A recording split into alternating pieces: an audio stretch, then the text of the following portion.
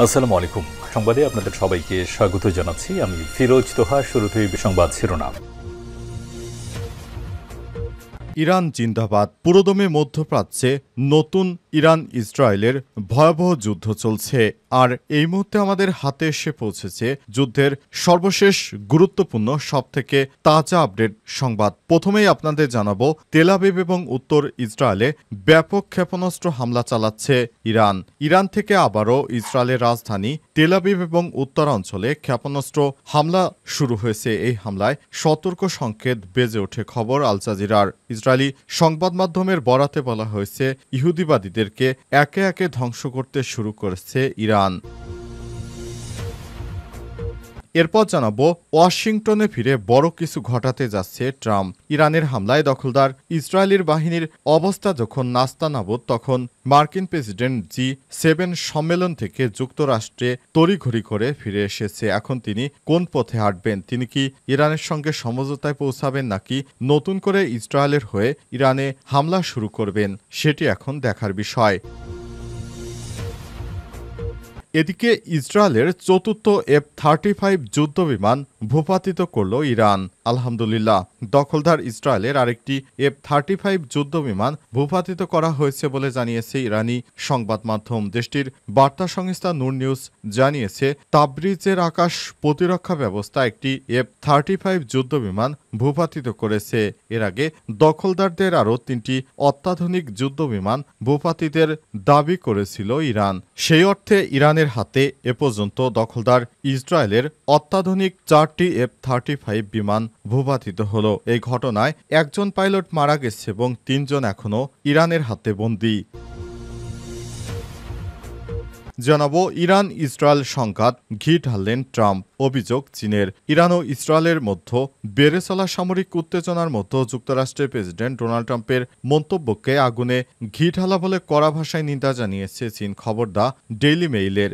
গত সপ্তাহে ইসরায়েল ইরানের অভ্যন্তরে একাধিকবার লক্ষ্যবস্তুতে আকস্মিক বিমান হামলা চালায়। দাবি তাদের উদ্দেশ্য ছিল ইরানকে পারমাণবিক অস্ত্র অর্জন থেকে বিরত রাখা, যদিও তেহরান বারবার পারমাণবিক অস্ত্র অর্জনের অভিযোগ অস্বীকার করে আসছে। এবং সর্বশেষ জানাবো, ইসরায়েলি হামলার নিন্দা জানিয়েছে 21টি আরব ও মুসলিম দেশের যৌথ বিবৃতি। ইরান ও ইসরায়েলের পাল্টাপাল্টি হামলায় ইসরায়েলকে প্রথমে হামলা করার কারণে নিন্দা জানিয়ে যৌথ বিবৃতি দিয়েছে আরব ও মুসলিম দেশগুলোর পররাষ্ট্রমন্ত্রীরা। এতে উত্তেজনা প্রশমনের আহ্বান জানিয়েছে তারা। খবর আনাদুলো। প্রতিবেদনে বলা হয়েছে, মিশর, জর্ডান, পাকিস্তান, বাহরাইন, ব্রুনাই, তুরস্ক, চাদ, আলজেরিয়া, কোমোরস, সংযুক্ত আরব আমিরাত, জিবুতি, সৌদি আরব, সুদান, সোমালিয়া, ইরাক, ওমান, কাতার, কুয়েত, লিবিয়া, মৌরতানিয়া পররাষ্ট্রমন্ত্রীরা এ অঞ্চলের বিপজ্জনক উত্তেজনা নিয়ে গভীর উদ্বেগ প্রকাশ করেছে। প্রিয় দর্শক, এতক্ষণ শুনছিলেন সংবাদ শিরোনাম, এবারে বিস্তারিত। তবে তার আগে বন্ধুরা, অনুরোধ থাকবে এই সংবাদটিতে একটি লাইক দিন। এই চ্যানেলে আপনি নতুন হয়ে থাকলে আমাদের সংবাদটি দেখতে দেখতে চ্যানেলটি সাবস্ক্রাইব করে রাখুন। কমেন্ট করে বন্ধুরা আপনার মূল্যবান মতামত জানিয়ে দিন আপনি বিশ্বের কোন দেশ থেকে বা বাংলাদেশের কোন স্থান থেকে আমাদের সংবাদটি দেখছেন এবং শুনছেন। আর বন্ধুরা, ইরান ইসরায়েল যুদ্ধে আপনি কোন দেশকে সমর্থন করেন কমেন্ট করে জানিয়ে দিন আপনি বিশ্বের কোন দেশ থেকে বা বাংলাদেশের কোন স্থান থেকে আমাদের সংবাদটি দেখছেন এবং শুনছেন। এবারে বিস্তারিত।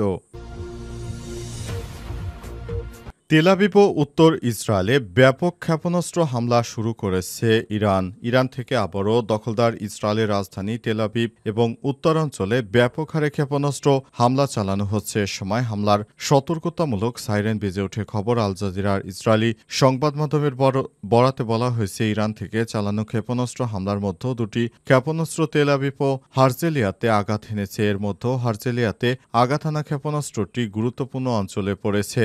এদিকে ইসরায়েল দাবি করছে তারা ইরানের IRGCর বাহিনীর প্রধানকে হত্যা করেছে। এই ঘটনা যদি সত্যি হয় তাহলে উত্তেজনা আরও বৃদ্ধি পেতে পারে। গত শুক্রবার IRGCর সাবেক প্রধান গোলাম আলী রশিদকে হত্যার পর আলী সাদমানিকে এই পদে নিযুক্ত করা হয়েছিল। এবার ইসরায়েল তাকেও হত্যা করেছে। দখলদার ইসরায়েলি বাহিনী এখনও ইরানের অভ্যন্তরে ব্যাপক হারে হামলা চালিয়ে যাচ্ছে। হামলায় ইরানের অবস্থা নাস্তানাবুদ হয়ে যাচ্ছে। তবে ইরানও কম নয়, তারাও দখলদার ইসরায়েলি বাহিনীকে ব্যাপক হারে নাকানি চুবানি খাতে শুরু করেছে। ইরানের হামলায় দখলদার ইসরায়েলি বাহিনীর একে একে সব গুরুত্বপূর্ণ স্থাপনা ধসে পড়ছে। ইসরায়েল মনে করেছিল এই যুদ্ধে হয়তো তাদের কিছুই হবে না, কিন্তু যুদ্ধ পর্যবেক্ষণ করে দেখা যাচ্ছে দখলদার বাহিনী ইসরায়েলও ব্যাপক পরিমাণে ক্ষতির সম্মুখীন হচ্ছে। আর এই ক্ষতির পরিমাণ যা তুলনা করেছিল ইসরায়েল তার থেকে অনেক বেশি এবং খুবই মারাত্মক ধ্বংসযোগ্য হচ্ছে ইসরায়েল জুড়ে। G7 সম্মেলন থেকে দেশে ফিরেছেন তড়িঘড়ি করে ডোনাল্ড ট্রাম্প। দেশে ফিরেই তিনি বড় ধরনের কিছু ঘটনা ঘটাতে চলেছেন। তিনি হয়তো ইসরায়েলকে সহায়তা করবেন অথবা ইরানের সঙ্গে পারমাণবিক চুক্তি তিনি নিরসন করতে চাইবেন।